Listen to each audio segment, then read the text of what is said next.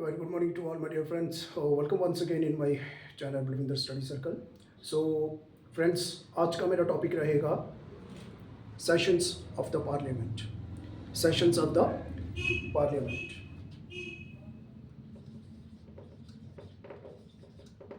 Sessions of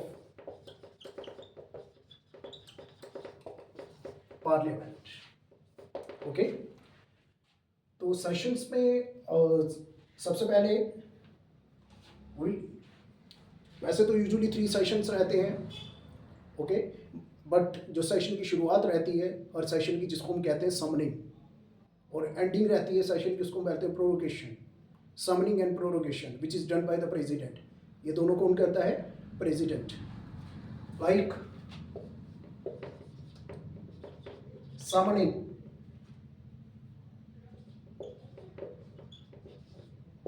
summoning of house, it is done by president. That is, summoning means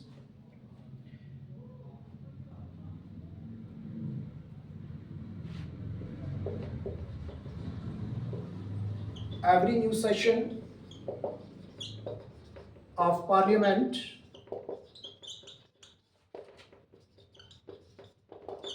begins with president's speech.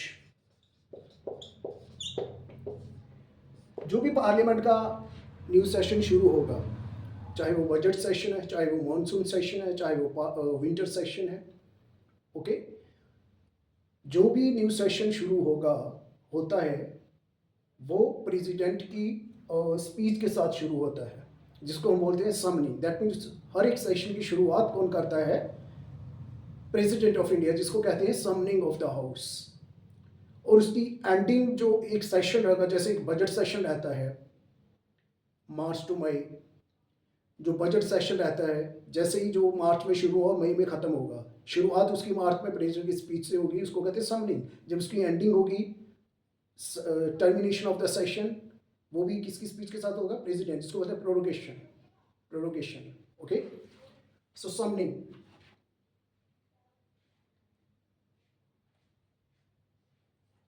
Also जो maximum gap between two sessions, very important, maximum gap between two sessions of parliament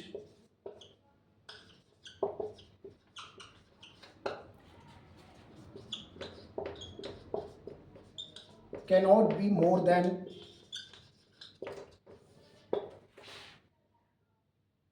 6 months.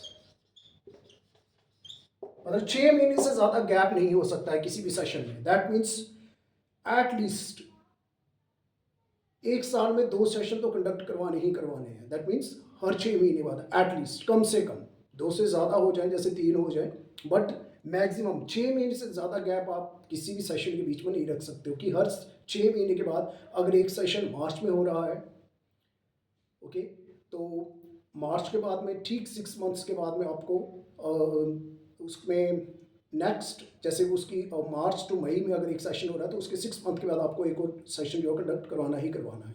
7 या 8 months आप gap नहीं रख सकते हो. This is very important. Objective based questions में भी ये पूछा जाता है कि मैक्सिमम गैप कितना रहता है? 2 months. That is parliament should meet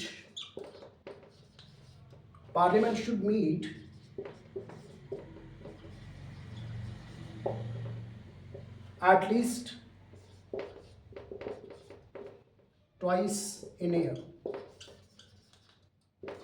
मतलब 2 बार तो उसको एटलीस्ट पार्लियामेंट को सेशन जो है वो कंडक्ट करवाना ही करवाना है. Okay, now next, usually there are 3 sessions.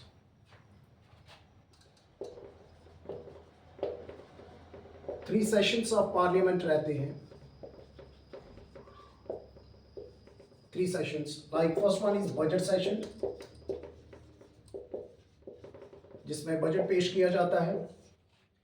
Budget session Feb to May.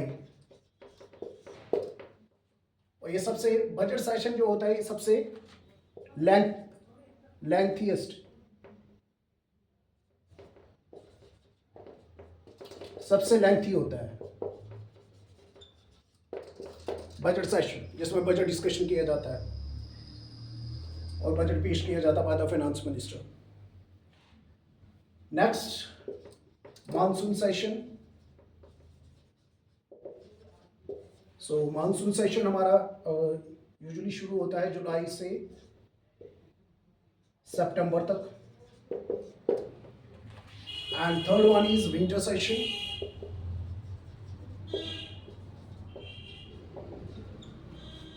So winter session जो है नवंबर टू दिसंबर.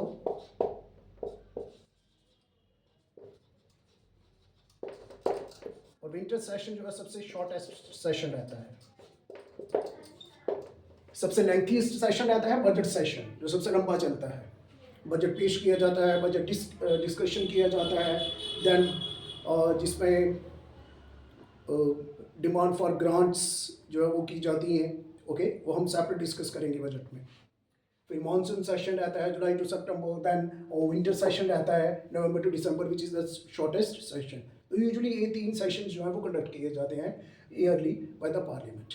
और इनमें जो मैक्सिमम गैप रहता है, ओके, यूजुअली 6 महीने से ज़्यादा गैप किसी भी सेशन के बीच में नहीं हो सकता. दैट मीन्स कम से कम इन तीनों में से 2 सेशन तो कंडक्ट करवाने ही. बजट तो कंपलसरी है, बजट तो पेश होना ही होना है. और बजट के बाद में आपको एटलीस्ट 2 सेशन में से 1 सेशन और कंडक्ट करवाना ही करवाना है. ओके. और इसी की तरह कुछ इंपॉर्टेंट और टर्म्स हैं बजट के related.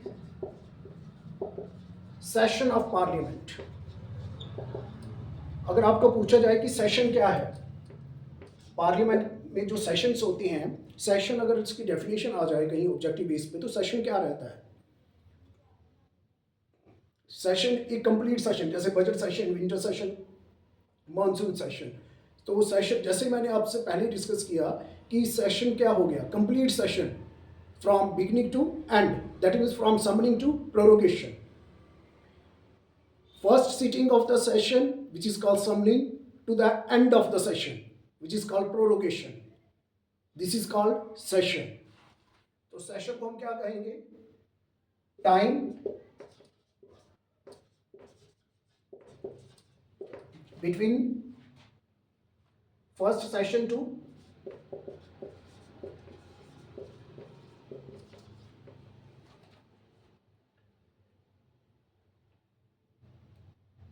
first session beginning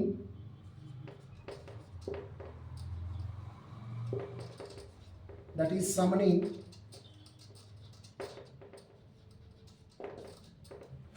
to end of session. This is called prorogation,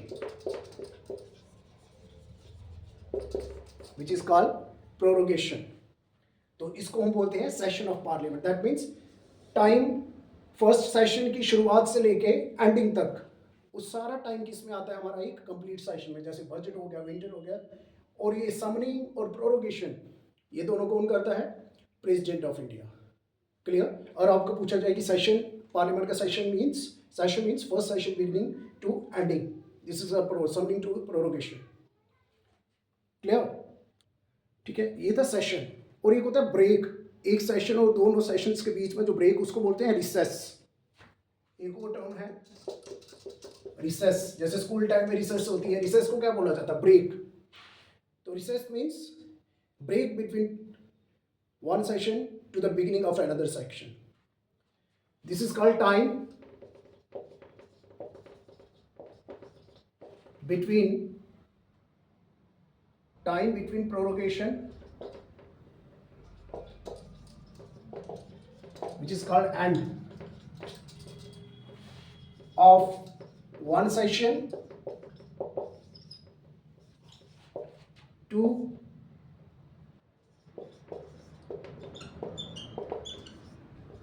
beginning of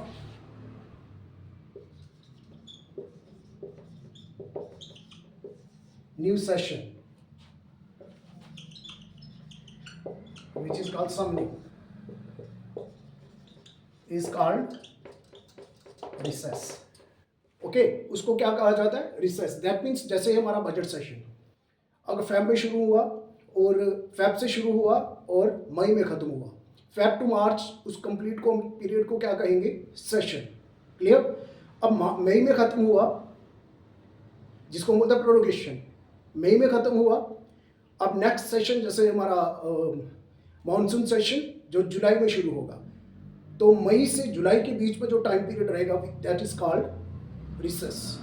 that means prorogation, first house की एंडिंग और न्यू सेशन की बिगिनिंग. दिस इज का समनिंग. इस बीच में जो टाइम रहता है उसको बोलते हैं रिसेस. ये थी इंपॉर्टेंट, कुछ important terms. Now next one. So another important session, part of the session is adjournment. ठीक है, एडजर्नमेंट ऑफ हाउस. जैसे कहते हैं the house is adjourned. Okay, so adjournment it is done by, adjournment कौन करता है? Usually done by the speaker. Session को adjourn करना, it is done by speaker for particular period of time.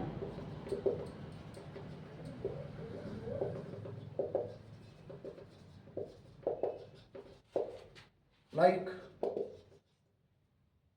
particular period of time, like for hours,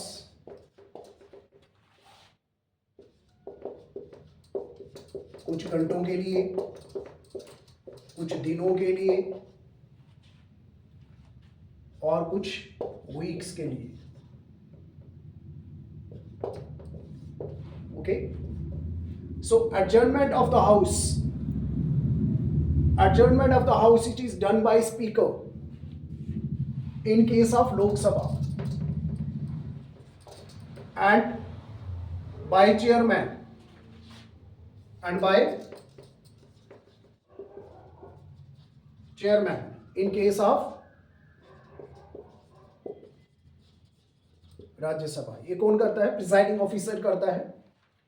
तो usually जब parliament की जो session चल रहा होता है, जैसे बजट सेशन चल रहा है, तो जैसे आज इनिशिएट हुआ बजट सेशन. ओके, तो 6 बजे इसकी प्रोसीडिंग जैसे बंद करनी है. ओके, तो उसको कहते हैं एडजर्नमेंट. स्पीकर कहेगा house is adjourn for tomorrow. That means कि आज उसको एडजर्न किया जाता है और अगली कार्रवाई जो है वो कल से फिर से शुरू की जाएगी. समटाइम्स उसको जैसे house is adjourn for 2 days, speaker या चेयरमैन कहेगा कि कुछ दिन 2 दिन तक प्रोसीडिंग्स रोकी जाती है, 2 दिन के बाद शुरू होगी, या कुछ हफ्तों के लिए जिसमें टाइम पीरियड मेंशन हो, दिन मेंशन हो, इसको बोलते हैं एडजर्नमेंट. एडजर्नमेंट. और ये कौन करता है? Presiding officer. Speaker in case of Lok Sabha and chairman in case of Rajya Sabha. Adjournment में टाइम पीरियड मेंशन होता है, ये आपने याद रखना है. एक और टर्म होती है adjournment sine die. Adjournment sine die. Adjournment sine die. This is important. Also done by presiding officer.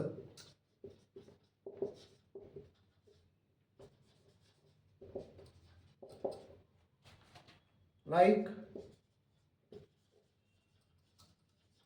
Speaker in Lok Sabha and chairman in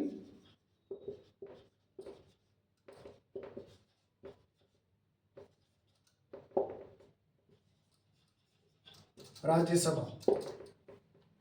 Difference क्या है? Here time period is not mentioned.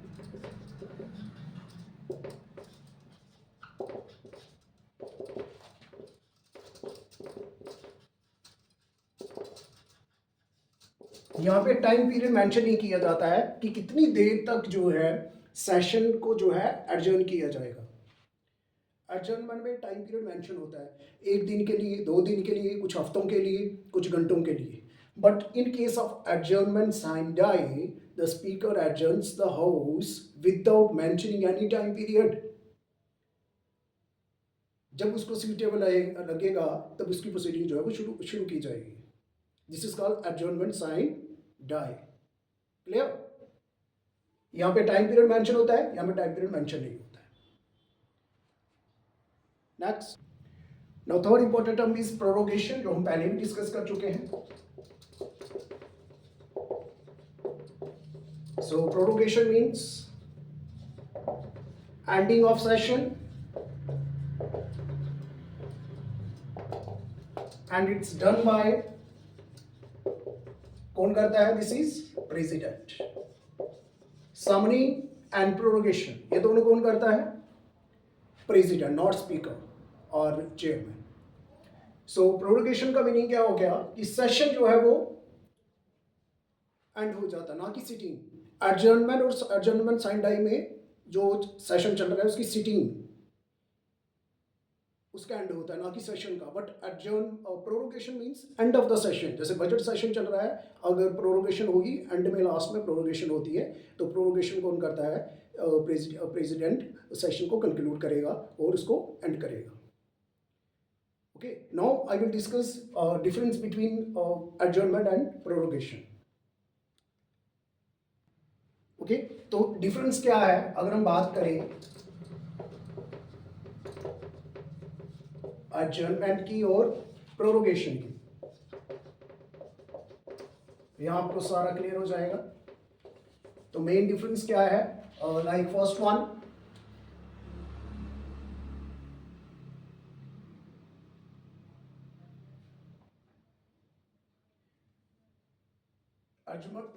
it only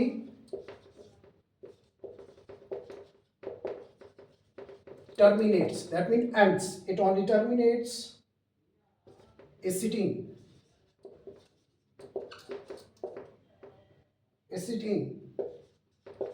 not a session. Okay, ये सिर्फ sitting of the session को and करता है, terminate करता है, ना कि सेशन को. सेशन तो कंटिन्यू रहेगा. जैसे house is done for today, for tomorrow. Okay, so far as this is concerned, it terminates, इसमें सब complete session, it terminates sitting as well session of parliament.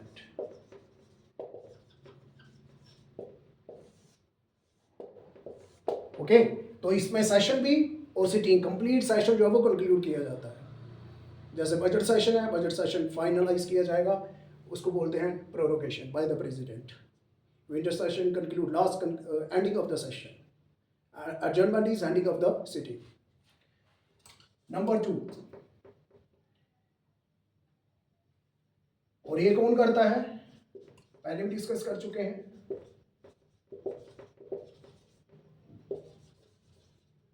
By presiding officers. Presiding officers means speaker in case of Lok Sabha and chairman in case of Rajya Sabha, and it is done by president. Another important difference is it does not affect bills. It does not affect the bill or business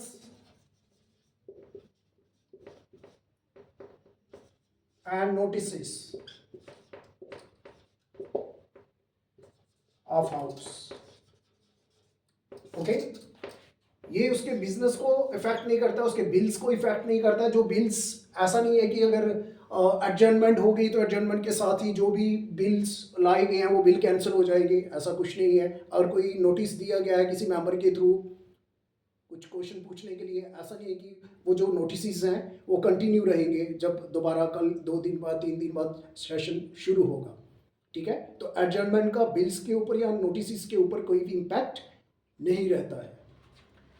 so also यहाँ पे does not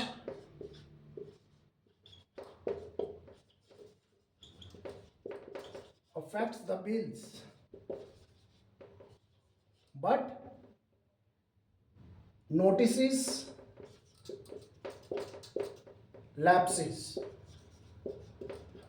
That means and lapse हो जाते हैं. जो notice दिए गए होते हैं वो लैप्स हो जाते हैं, बट बिल्स पे कोई इम्पैक्ट नहीं रहता है.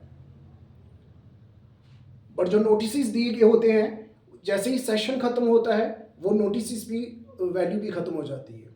न्यू सेशन होगा, दोबारा नोटिस इशू किया जाएगा बाय द मेंबर जिसने क्वेश्चन पुट करना है. ओके, न्यू नोटिस जो है वो इंट्रोड्यूस किए जाएंगे.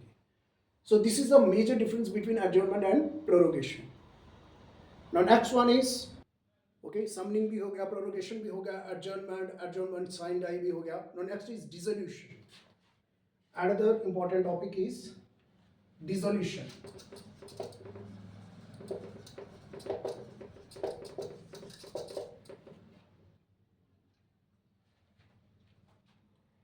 ओके, अगर हम डिसोल्यूशन की बात करें, डिसॉल्विंग बॉडी कौन सी है? लोकसभा, ना कि Rajya Sabha. Rajya Sabha is not dissolving body. ये हम पहले भी डिस्कस कर चुके हैं. But only Lok Sabha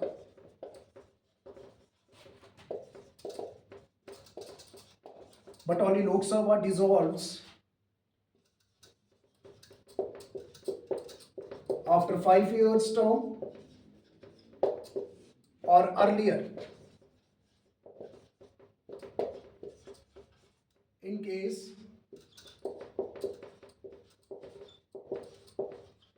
no confidence motion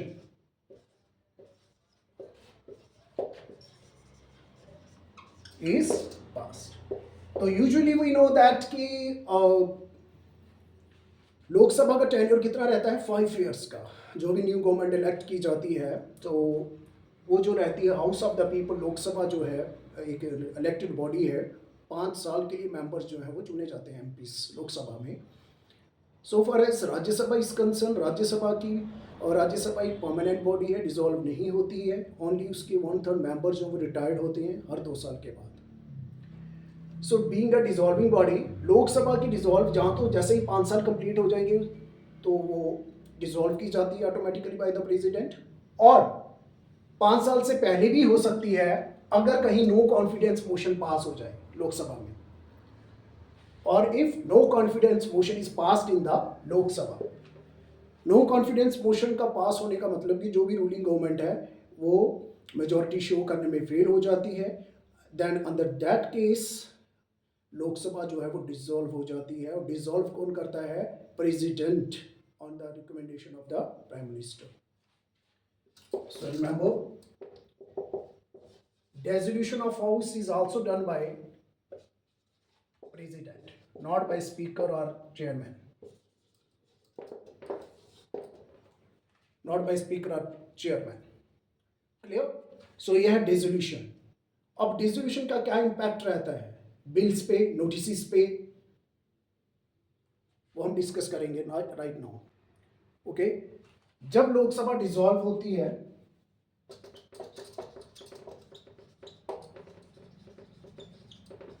when Lok Sabha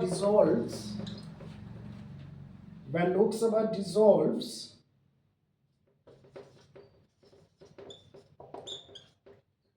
all businesses,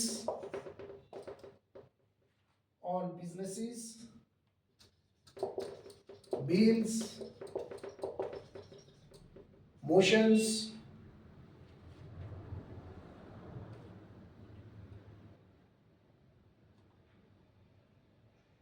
all businesses, bills, motions, resolutions, notices,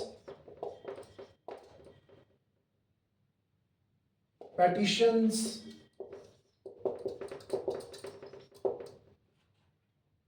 petitions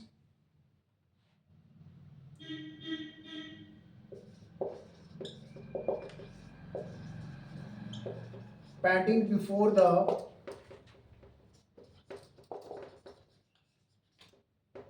Lok Sabha lapses,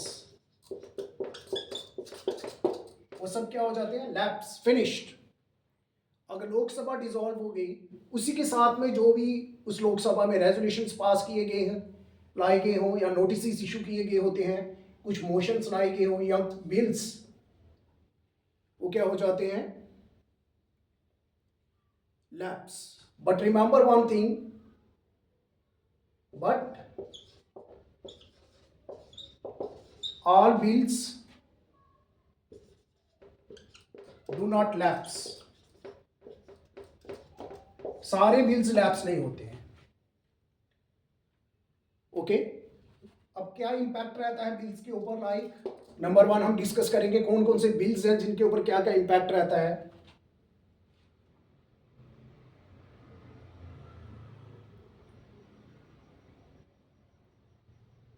जैसे कि एक बिल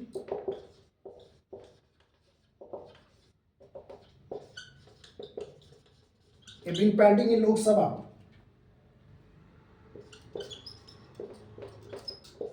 लैप्स हो जाएगा। लाइक वेदर, चाहे वो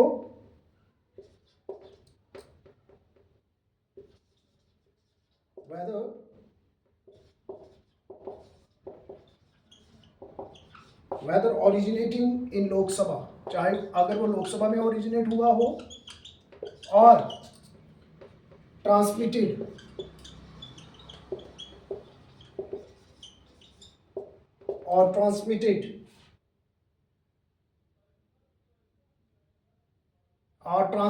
to it by Rajya Sabha.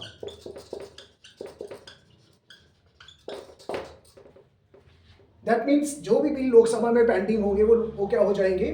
Lapse हो जाएंगे। वो बिल जो लोकसभा में, सपोज अगर बिल जो है इनिशिएट हुआ है लोकसभा में और वो पेंडिंग पड़ा है, जैसे ही लोकसभा डिसॉल्व हुई वो बिल भी जो है वो डिसॉल्व हो जाएगा। जैसे कि बिल जो राज्यसभा ने ट्रांसमिट किया था किसको? लोकसभा को, और वो पेंडिंग पड़ा है, बट लोकसभा डिसॉल्व हो गई। ओके, तो वो बिल भी क्या हो जाएगा? Lapse, finished. क्लियर? इसी के साथ नेक्स्ट और कौन सा बिल?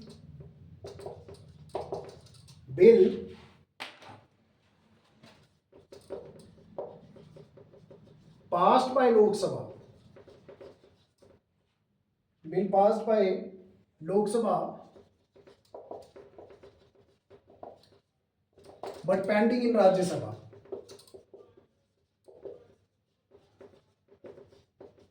also lapses, वो भी क्या हो जाएगा? लैप्स। ठीक है, जो बिल लोकसभा ने पास करके, लोकसभा बिल पास करके किसके पास भेज दिया? राज्यसभा के पास, और राज्यसभा में बिल जाने के बाद सपोज अगर लोकसभा जो है डिसॉल्व हो जाती है तो वो बिल भी जो है वो डिसॉल्व हो जाएगा, मतलब लैप्स हो जाएगा, फिनिश्ड। नंबर 3,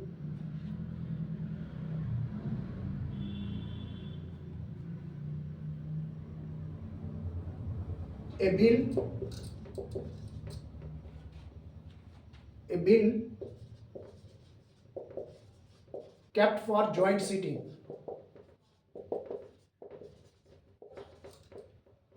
अगर कोई बिल जॉइंट सिटिंग के लिए रखा गया है, डज नॉट लैप्स, वो लैप्स नहीं होता है।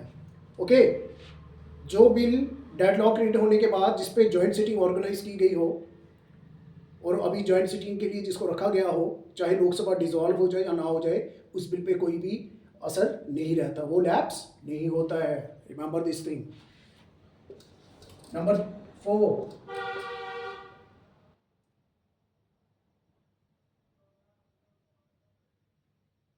a bill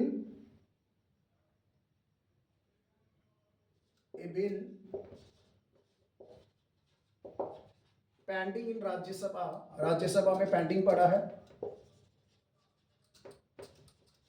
but does not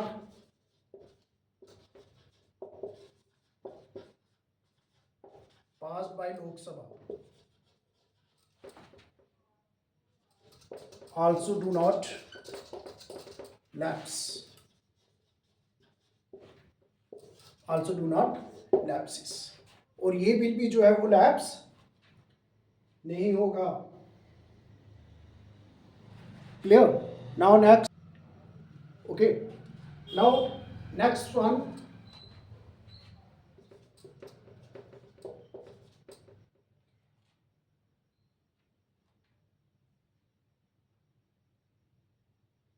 A bill passed by both houses and kept for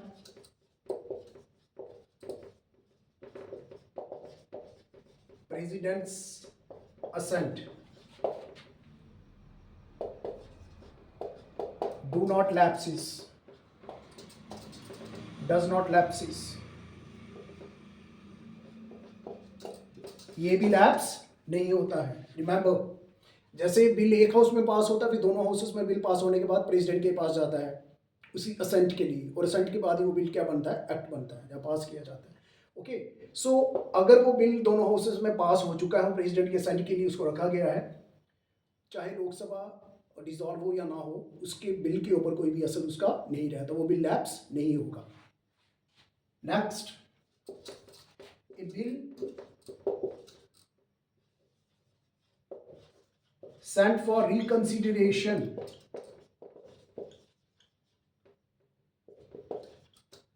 by President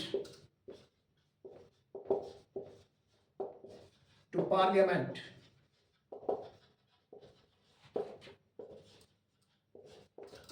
also does not lapses. और जो बिल रिकंसिडरेशन के लिए रिकंसिडर किया जाए, ओके, दोनों हाउसेस में, like ordinary, in case of ordinary bill pass होने के बाद, जब मनी बिल पास होने के बाद किसको भेजा जाता है, प्रेसिडेंट को. और अगर प्रेसिडेंट को रखे कि इसमें कुछ रिकंसिडर, उसको कुछ बिल को दोबारा देखने के लिए, कुछ वो दोबारा कंसिडर करने के लिए वो पार्लियामेंट को भेजेगा दोनों हाउसेस में. ओके, तो जो बिल रिकंसिडरेशन के लिए भेजा जाता है, चाहे लोकसभा डिसॉल्व भी हो जाए, फिर भी उस बिल पे कोई इम्पैक्ट नहीं रहता है. रिकंसिडरेशन के लिए मीन्स उसको दोबारा देखिए, और जब रिकंसिडर होके बिल आता है तो प्रेसिडेंट मैंडेटरी होता है उस पे अपनी असेंट देने के लिए. क्लियर? तो ये है कुछ इंपॉर्टेंट बिल्स के क्या इम्पैक्ट रहते हैं. यहाँ से इंपॉर्टेंट मतलब basic questions, objective based and mains based question पूछा जाता है. ओके, सो ये थे हमारे कुछ मेन इंपॉर्टेंट टॉपिक्स. और इसी की तरह अगर हम बात करें लैंग्वेजेस की, लोग जो भी पार्लियामेंट की जो सेशंस रहते हैं, according to constitution of India, जो कॉन्स्टिट्यूशन में हिंदी और इंग्लिश को जो है मान्यता दी गई है.